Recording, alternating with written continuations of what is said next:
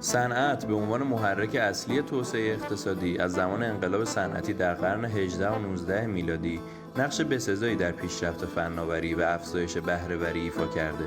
رشد صنعتی که به معنای افزایش تولید و بهبود فرآیندهای تولیدیه میتونه از طریق فناوری‌های جدید، سرمایه‌گذاری در زیرساخت‌ها، ارتقای مهارت‌های نیروی کار و توسعه بازارهای نوین به دست بیاد. رشد صنعتی در اقتصاد باعث ایجاد شغل، افزایش درآمد ملی و در نهایت بهبود سطح زندگی مردم میشه. طبق آخرین آمار و به گزارش سازمان توسعه صنعتی ملل متحد، در گزارشی موسوم به سالنامه بین‌المللی آمار صنعتی، ایران در سال 2022 به رشد 6.9% در حوزه ارزش افزوده تولیدات صنعتی رسیده. این گزارش همچنین سرانه ارزش افزوده تولیدات صنعتی ایران طی سال 2022 رو معادل $825 محاسبه کرده که این رقم برای سال قبل از اون $712 اعلام شده بود.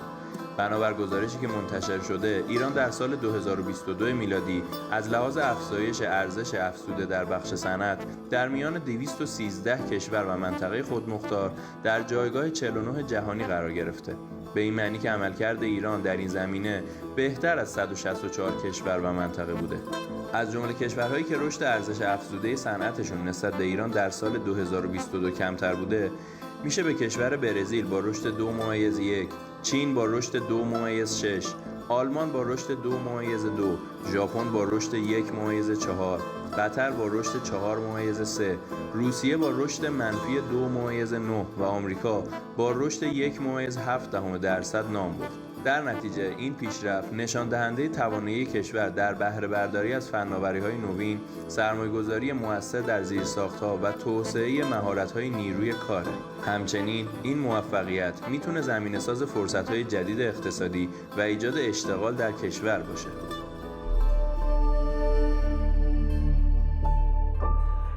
به نام خدا، سلام شب بخیر عرض میکنم خدمت بینندگان عزیز شبکه یک و برنامه خوب ایران امروز. میخوایم در مورد کلیپی که پخش شد، آمارهایی که دیدید صحبت بکنیم با آقای دکتر برمک قنبرپور، کارشناس و مدیر صنعتی. سلام آقای دکتر. سلام، امیدوارم که گفتگوی خوبی با هم داشته باشیم.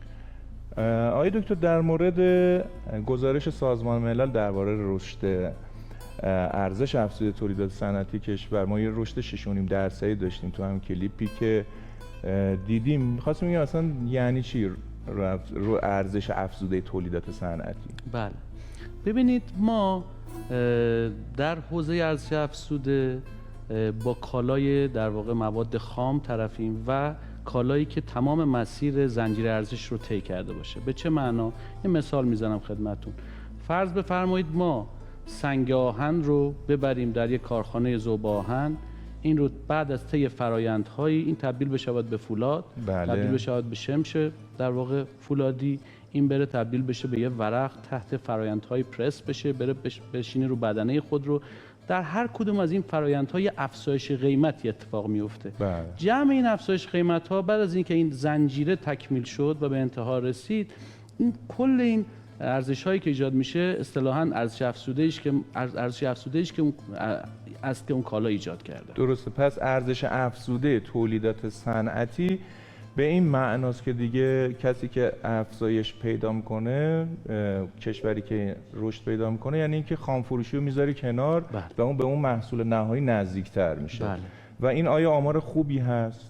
ببینید، حالا من میخوام از اصطلاح عمق ساخت داخل هم استفاده بکنم. اصطلاحاً ما هر چقدر که در یک حوزه یک کالایی عمیق‌تر بشویم، این معناش اینه که عمق ساخت داخل بیشتری رو طی کردیم.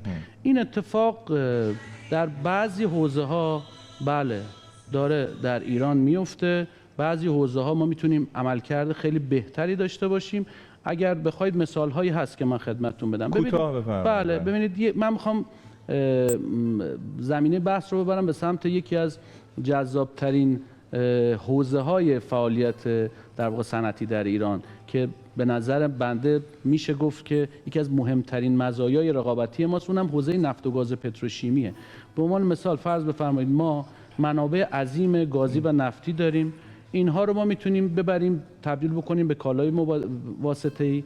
این کالای واسطه‌ای تبدیل بشود به مواد اولیه پلیمری، مواد بله. اولیه پلیمری تبدیل بشود به یک کالایی، مثلا فرض بفرمایید تبدیل بشه به یک پلاستیکی که بره بشود یک باک خودرو. ما حالا خودرو رو مثال میزنم دائم به خاطر اینکه میخوام ذهن مخاطبان شما با یک کالایی که تو زندگی روزمرهشون پس شما میگید ارزش افزوده تولید صنعتی یعنی که آقا مثلا تو نفت ما میتونیم خام فروشی کنیم ولی ارزش افزوده تولید صنعتی اینجوری زیاد میشه که ما اینو تبدیل به پلاستیک بکنیم، مثلا تبدیل به پت کنیم، آخر بطری مثلا آب معدنی بشه. بله، آب معدنی رو هم توش بریزیم، بسته‌بندیش هم بکنیم، بعد بفروشیمش یا صادرش کنیم. این دیگه نهایت بله، تولید. حتی بسته‌بندی. بله درسته. همین مثالی که زدید کدوم صنعت، الان من یه سرمایه گذارم، به نظر شما کدوم صنعت برم مثلا سرمایه گذاری کنم سود بیشتری داره؟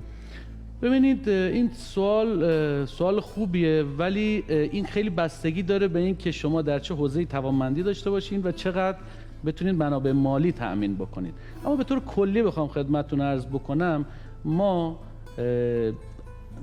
مزایای رقابتی زیادی داریم. یکیش انرژیه.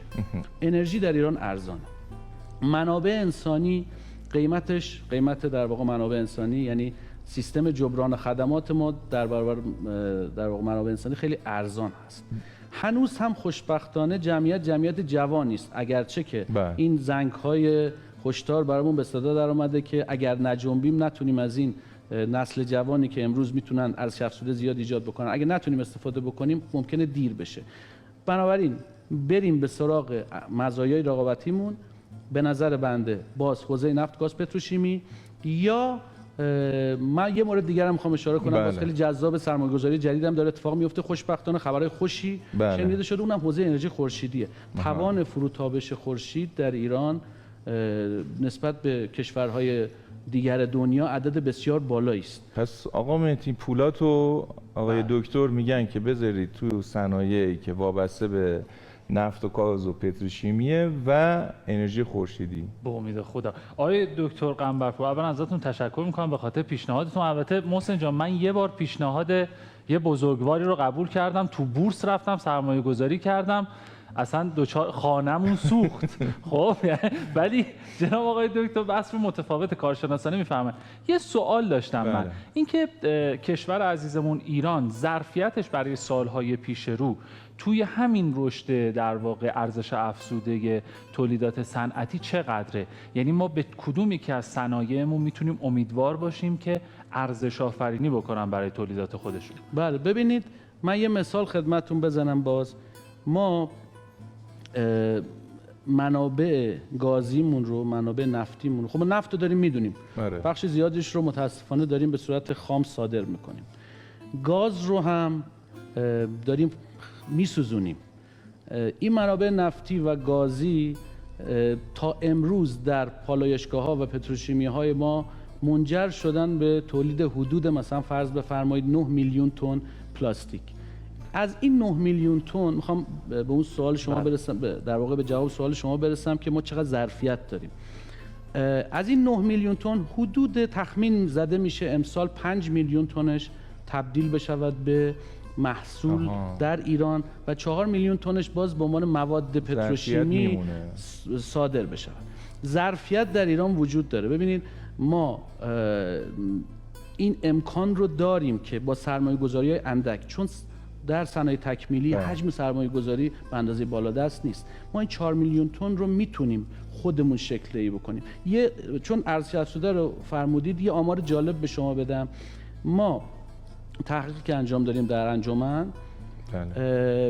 ببینید به ازای هر در واقع 1 کیلوگرم ماده پلیمری که به صورت خام صادر می شود، به صورت مواد اولیه پایه صادر می شود، اگر اون زنجیره‌ای که من عرض کردم، یعنی تبدیل به کالا بشود، بسته‌بندی بشود، بعد صادرات اتفاق بیفته، حدود 90 تا 100% ما ارزش افزوده بیشتری داریم. مثلا اگر پلی اتیلن $800 $850 در بازار جهانی، حالا عدد تقریبی است، فروخته بشه، اگه این تبدیل بشه به یک کالای میانگین میتونه 2 برابر باشه. حالا $1600 بله. بشه. حالا یه نکته دیگر هم من در حوزه ارزش افزوده بگم، اینم برای مخاطبانتون احتمالاً جالب باشه.